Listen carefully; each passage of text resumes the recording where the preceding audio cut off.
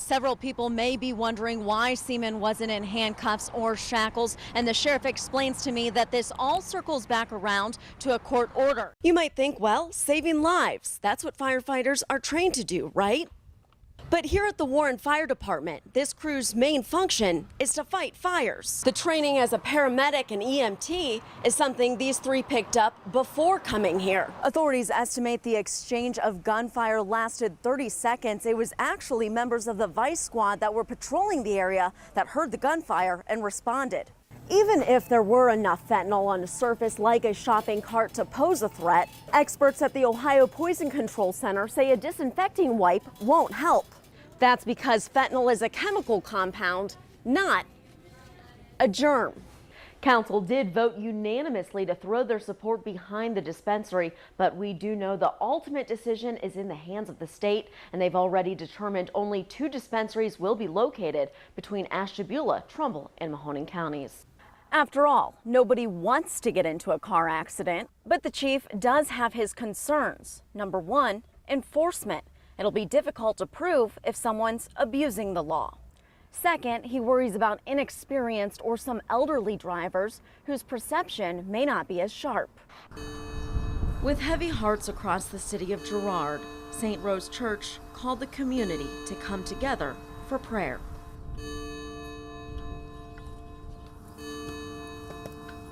People from all across the valley making their way to celebrate the life of fallen police officer Justin Leo.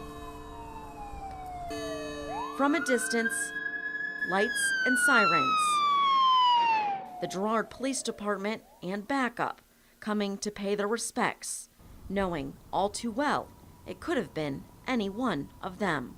You have no idea what you're going to face, and it can change in an instant, you know, from what you think is a routine call to just turning bad. Inside, standing room only, officers with tearful eyes and bands across their badges. When the parents of Officer Leo entered hand in hand, everyone stood. These simple acts of kindness, this simple goodness, was the ordinary of Justin's everyday life. Monsignor Zura's message was one of hope. Thanks to God. And with songs of worship, Justin's mother seemed to take comfort in a higher power. Back outside, the sun had set, and there a few folks who could hear the service simply sat and listened.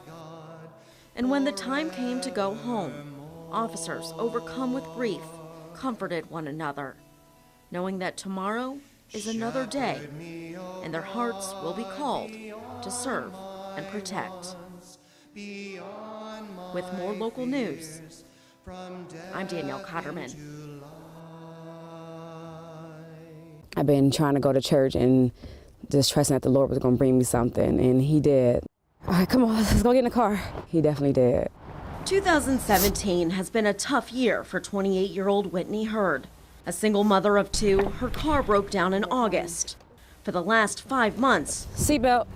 She's relied on driving services like Uber and Lyft to help get her 2 kids to daycare and herself to work.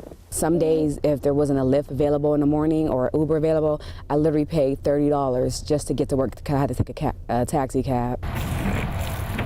With just a few days until Christmas, her employer, Dental Express, called a mandatory meeting.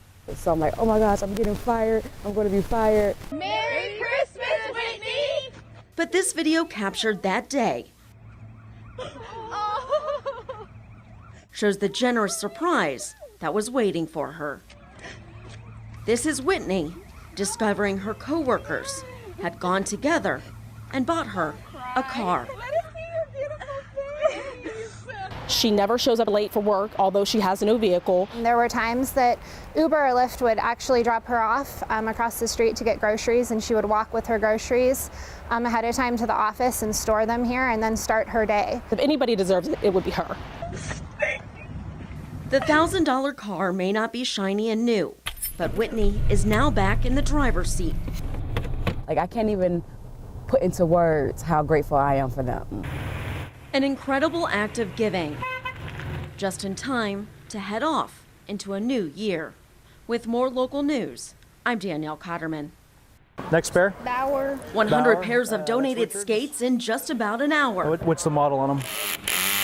The soon-to-be former ice zone is under new ownership.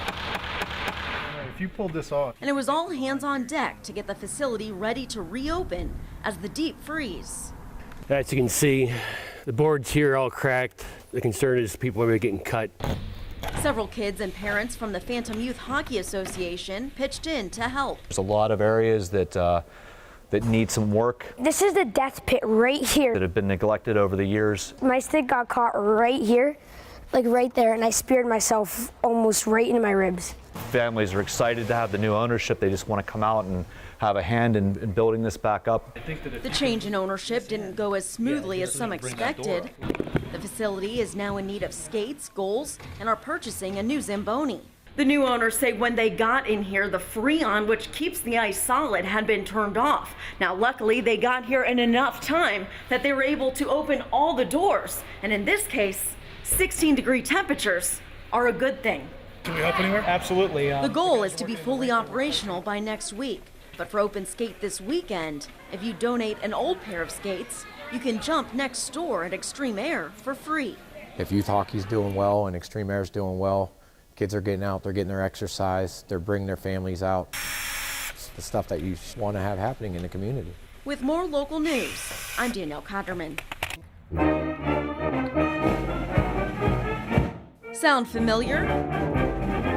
It should. John Sousa's Stars and Stripes Forever is a staple in just about every concert band's folder. But this version, played Tuesday night by the Canfield Community Concert Band, was a little different. It's always a challenge to play louder than the brass, so I think they'll show them up tonight. She's talking about the song's piccolo solo. Performed this time simultaneously by 94 piccolo players.